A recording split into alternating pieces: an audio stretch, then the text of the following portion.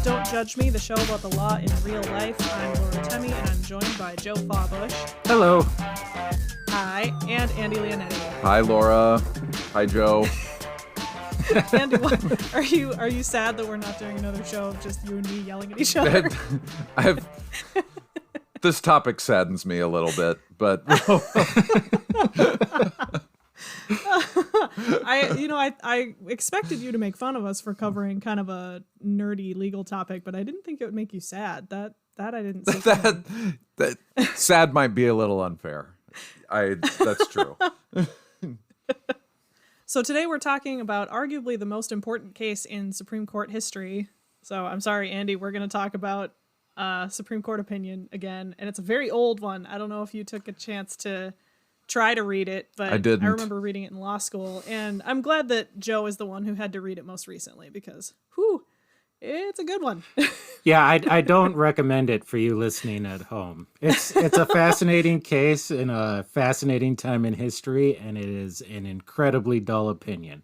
Do not cast thine eyes upon thy noble opinion. upon 1803's Marbury versus Madison. Where all the S's are F's and all the U's are V's and all that stuff. Oh, I had forgotten about that part. Yeah. But yeah, it means we're talking about the origins, sort of. I'll get to why later, but the sort of origins of judicial review in the United States. And Joe, I know you've written pretty extensively about this case, so why don't you kick us off here? Yeah, sure. I thought I'd first start with a topic that I know you'll love, Laura, which is politics among the founding fathers. We've got Jefferson, we've got Adams, we've got the Chief Justice John Marshall, and we've got lots and lots of anger and political intrigue. I gotta stop you here. I also enjoy politics among the founding fathers, very much so. However, yeah, Andy just doesn't try to sing about it like I do. Yes. Okay. Thank you. You're just not a musical theater nerd. I have promised these two that I will not rap, so I will not do it. You can and should. I will say, if you want a fun taste of some of the politics going on here, check out the song "The Election of 1800" from Hamilton, which addresses some of the setup to this story. Okay, now I know. Nice. Yeah, so just as you said, this is about the election of 1800. So Adams, our listeners may be familiar with, was a Federalist. The Federalist Party was based out of New England. This was Hamilton himself and Adams and a few other prominent New Englanders. Federalists typically wanted a strong central government, whereas Democratic Republicans, which was headed by Jefferson and Madison, were much more interested in republicanism and wanted to keep government as small as possible. So that was kind of the basic setup. And in 1800, the Republican Democratic Party was winning, and Jefferson won the election of 1800. But at that time, there was a big gap between when a president was elected and when a president was inaugurated. So there was a good year that Adams had to do what he wanted while he was waiting for Jefferson to get sworn in. And what Adams wanted to do was pack the judicial branch with Federalists. And this was going to hobble Jefferson throughout his term. It was going to keep Federalists in power.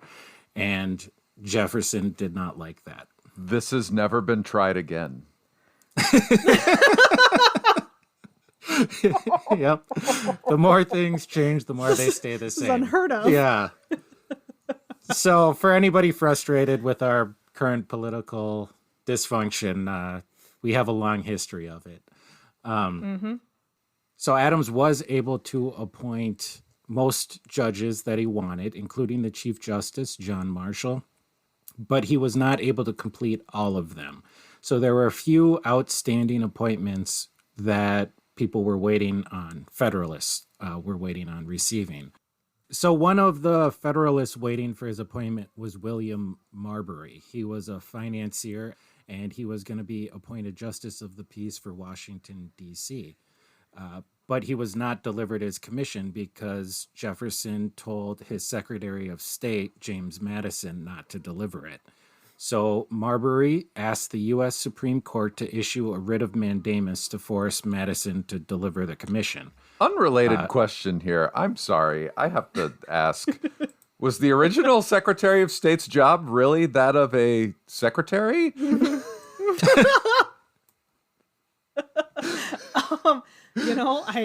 I never thought about it that way, but it does, based on this case, it does kind of sound like it, doesn't it? I would hope they'd be sending an intern to do that. Like, Carry on. No, that's okay. it was probably the Secretary of State's stable boy or something like that. Like, go deliver this letter. That's funny. Yeah, but so Marbury asked the Supreme Court to issue a writ of mandamus. A writ of mandamus is just asking the court to force a government employee to do something. And so the question here was, does the Supreme Court have the authority to do this, to issue the writ of mandamus? And also, did Marbury even have a right to the commission? And was the writ of mandamus a proper remedy? Again, like I said, when you read this, it sounds incredibly boring, right? Like, who cares whether the Supreme Court issued a writ of mandamus? But the issue here is the dilemma that was facing the Chief Justice, John Marshall, because, and I think I forgot to mention this, but John Marshall was a Federalist himself. I mean, I mentioned that he was appointed by Federalists, but he himself was a prominent Federalist. So he was invested in this fight in a way that we would now consider would be something of a conflict of interest. And so he definitely wanted the Federalists to retain some power. But if he just told Jefferson to deliver the commission, Jefferson may very well have just said no, because this was his political rivals, and the Supreme Court didn't have the same kind of authority back then that it does now. If he did ask Jefferson to deliver the commission, it might be reducing the power of the Supreme Court by having that order just flat out ignored. But if he just kind of caved and said, okay, no, we're not going to ask you to do that, well, then that's also a little bit of a reduction in its authority. But what's interesting about this case is not just the holding, but also the way that Marshall was able to get power for the Supreme Court despite siding with his rivals and the Democratic Republicans. So how did he do this? Well, he said that Marbury has a right to the commission and that a writ of mandamus was the proper remedy. In essence, what he was doing was framing Jefferson as being in the wrong here and violating the law. So he kind of started with that. But then he said the Supreme Court does not have the right to issue the mandamus. And he did this because he said that the federal act under which he was asking for this writ of mandamus exceeded the original jurisdiction given to the courts in the Constitution, specifically Article 3, Section 2. And why this is important is because we had not yet established at this point that it was the Supreme Court is able to declare an act of Congress unconstitutional. At the time, there was quite a few different thoughts among the Founding Fathers about which branch would have ultimate responsibility for deciding whether a law was constitutional or not. Jefferson himself was under the impression that it should be all branches of government, but many Federalists, including Hamilton and obviously the Chief Justice, thought that it was the judicial branch that should have the ultimate authority. And so by framing this as a way of giving Jefferson the win, Jefferson wasn't going to pursue it because he had won. But he set it up in a way where the court was ultimately responsible for judicial review and could declare an act of Congress unconstitutional, and they thereby, basically it was a power grab, and so he grabbed authority that way. So he gave his own court the authority. Correct. Right. Yep. Yeah. I wish I could do that. Yeah. I mean, it was an incredibly deft political maneuver. Yeah. Some might say brazen. It was. But, on the other hand, that set up judicial review that we've used ever since. And actually, that authority that he gave himself has been mimicked in constitutions all around the world, because judicial review is not in our constitution, but it is in many constitutions around the world, that it's ultimately the responsibility of the judicial branch to determine whether a law is constitutional or not. Marshall never actually, again, declared an act of Congress unconstitutional. It wasn't until about a century later that the Supreme Court started citing it as precedent for judicial review. So it was kind of a slow burn. Mm-hmm. But now it has this place in our history of it. It's a decision that took place around the time that the Constitution was created. So it goes way back. And also it's worked. I know that there's some controversy even still about whether this was the right decision, but for the most part, people kind of accept judicial review as a fundamental aspect of our co-equal branches of government. So that's the short Cliff Notes version of Marbury v. Madison. I hope there is a first-year law student out there listening, and that I just saved you a little bit of trouble in reading the case. Yeah, because it's what, 200 pages? I don't know. What? It's a lot. It's a lot. I might be exaggerating, but it sure feels like it. Yeah. It's really long. It feels like 200 pages when it's written in 1803 Playfair language. Yeah. It's very hard. But yeah, it is an interesting decision, because today people know the Supreme Court as the place where the buck kind of stops. And, they're the ones who determine whether laws passed by the states and Congress comply with the Constitution. But like Joe points out, that power isn't in the Constitution itself. Whoa, I wonder what Ron Paul thinks about that. That is true. But one thing that I wanted to bring up is that the power of judicial review was used in the United States before the Constitution was even written. Between 1776 and 1787, there were several state courts that invalidated laws which violated their state constitutions. And these state courts reasoned that where an act of the state legislature and the state constitution are in conflict, the state constitution wins. And that's sort of also the basis of judicial review for the Supreme Court. It's the same logic, where the power to declare a law unconstitutional is seen as an implied power derived from Articles 3 and 6 of the Constitution. So Article 3 establishes the Supreme Court as the highest court in the land, and then Article 6, specifically the portion known as the Supremacy Clause, states that the Constitution, quote, "and the laws of the United States which shall be made in pursuance thereof," I just love reading the Constitution, it's fun, "shall be the supreme law of the land." And so, yeah, it's the same logic that the state courts were using.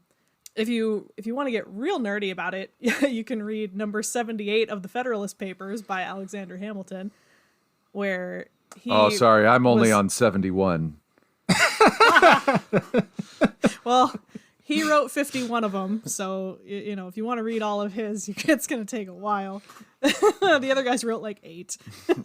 Anyway, but in number 78, he argues for the idea of judicial review and wrote that the courts were designed to be an intermediate body between the people and the legislature in order, among other things, to keep the latter within the limits assigned to their authority. My other favorite thing that he wrote, I just like this. I like this quote because it's a moment where Hamilton seems a little bit self-aware for a second, where he's like, oh, occasionally I need to just get to the point. And so he says, if there should happen to be an irreconcilable variance between the two, that which has the superior obligation and validity ought, of course, to be preferred. Or in other words, the Constitution ought to be preferred to the statute. It's like, why didn't you say that the first time? They didn't have much to do except for to write letters. Or edit. Or so, yeah. Men of scholarship. Yes, indeed. Can I just say that we might have to start video streaming these podcast recordings so that all of you can see Andy's face as we're talking about the Federalist Papers? I have a copy of the Federalist Papers somewhere. I know I do. I'll mail it to you, Andy. Thank you. Well, it's interesting that it took 100 years, and now it seems that we've just have kind of gotten ourselves into a state as a body politic that basically anytime a large law of consequence is passed, that everyone just basically says, well, let's wait till the Supreme Court has a chance to weigh in, because someone on the losing side of whatever legislation we're talking about, someone is inevitably going to sue to overturn said law. And now we just wait for the Supreme Court to weigh in. And, and Justice Barrett in her confirmation hearings last year kind of cited Marbury as a, quote, super precedent. Ooh, that's fun. Yeah. And I've never heard that before. It just kind of raises the Supreme Court to the level of kind of extra legislature, does it not? Well, I will say that, and I'm not the only one to think this, but Thomas Jefferson would not be a fan right now of our current makeup. I think it's pretty safe to assume that, because yeah, he was not a fan of anything that took away power from Congress. He was big into, elected officials doing the vast majority of the work, and 9 unelected judges appointed for life deciding the constitutionality of laws would not have flown over well with him. Yeah. Congress is pretty good at delegating work away from themselves on their own. They don't really need the they don't really need the judiciary to take it away from them. Yeah. They can't give it away fast enough. Also, I want to jump in with my own nerdy little bit here, noting on the kind of, while we know what the big issue about Marbury v. Madison is, on the other subject, the original intent of the case, just the delivering of the commissions. Yeah, that is actually a similar case is now unfolding. Really? Yeah, at the end of the Trump administration, the president made dozens of last-second appointments to a lot of boards and commissions and such. These are positions that do not require Senate confirmation, including 2 appointments that he made to the National Board for Education Sciences to meet. It's a commission that is required by law to meet 3 times a year and prepare an annual report for Congress and the Department of Education on something. On something. I don't care. Do whatever you want. But anyway, so the Department of Education now, obviously under the helm of the Biden administration, has refused to deliver those commissions to those appointees, one of which is John Yoo, as we all more famously known as the author of the Bush administration torture memos, to serve on this commission. Now, this is pretty much the exact same kind of course of action that's going down now. The current administration is literally refusing to deliver these commissions to the appointees, who have offered to take themselves, drive themselves to the Department of Education headquarters to receive these commissions. But as such, the board has not been able to meet yet. They missed their statutory deadline for writing their annual report. And so now there is a federal lawsuit. That is absolutely the same set of facts. Yeah. That's great. So the lawsuit is Hanke, which is Stephen Hanke, Hanke, a professor of applied economics at Johns Hopkins University, and John Yoo, who is now a professor at UC Berkeley, versus Secretary of Education Cardona. So, take that, guys. Oh, that's great. I don't know why you're acting like we told you couldn't talk about it. I don't know why you're so upset. The most recent version of the kind of massive overhaul of voting rights and elections laws that the Democratic Congress keeps trying to put together and pass in some form where the House will pass and then it'll die in the Senate unless they throw the filibuster in the trash. Let's just, got to get that out there again. But the latest iteration of this bill, which was refiled in August, features a pretty strong assault on the Supreme Court's ability to provide judicial review in a lot of election law cases.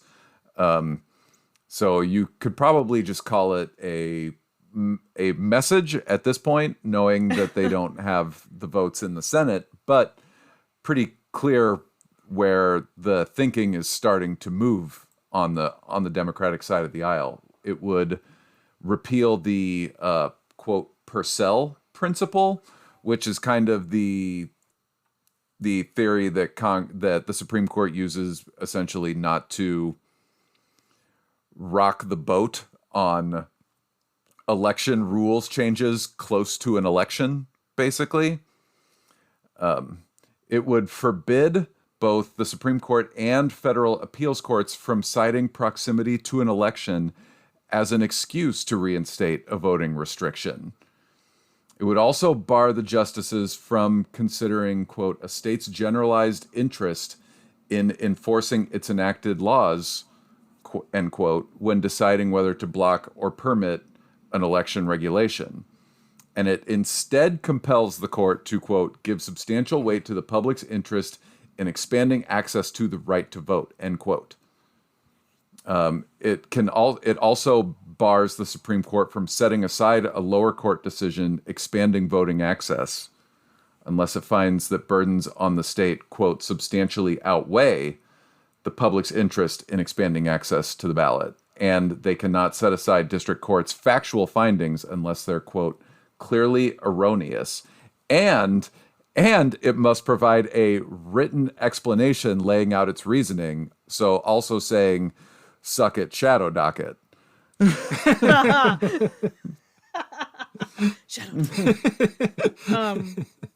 Wow. Yeah, that is really interesting. It's just kind of telling them exactly what to do. Yeah. Well, and we did talk about this, I think, ages ago when we talked about how we could get the Supreme Court makeup changed a little bit. I mean, Congress does have the authority to tell the Supreme Court that you can't do that anymore. I mean, they just typically don't do that. A lot of times it's in Congress's self-interest to let justices kind of take the fall for some of these things. If you're taking the cynical approach, it's that, they can argue. No one does that. No, I'm not. I'm just saying if you would, it allows some people in Congress to kind of be vociferous in their opposition to something and then say, oh, it's all those justices on the Supreme Court. But yeah, Congress can take that away. Yeah, it's like I was saying before, it's kind of funny how we've just allowed ourselves as a country over however many couple hundred years, I've lost count. What year is it? To kind of view the judiciary as the kind of default stand-in for the wisdom of the founders. You know what I mean? Yeah. Versus these villainous both executive and legislative branches. When, as you know, I'll keep my opinions to myself, I guess. But What? Why start now? Yeah. But the explosive use of the shadow docket over the last couple of years has, I think, has called that wisdom into question. Well, it doesn't just need to be your opinion. I think if you look at polls taken, Congress is, of course, the least trusted branch of government, but the Supreme Court is slowly and steadily falling. They once enjoyed pretty near unanimous support, as much as anything in a country as big as ours can get anyway. But yeah, slowly but surely that's been eroding. So guys, why now? Why did you big old dorks want to talk about judicial review now? Well, as Joe alluded to earlier here, I always want to talk about Hamilton. But it's partially because the subject of judicial review is sort of back in the news again. It is? Because of it, I know. I'm sure you haven't seen it, Andy. You don't pay attention to anything. But yeah, it's a question that has come up in regards to the new Texas abortion law, because, and we will talk about this a bit on Sidebar next week. Ooh. But it seems, doing a teaser this time. But it's been pointed out that this law was written in such a way that it kind of avoids judicial review. So we'll talk about that next time.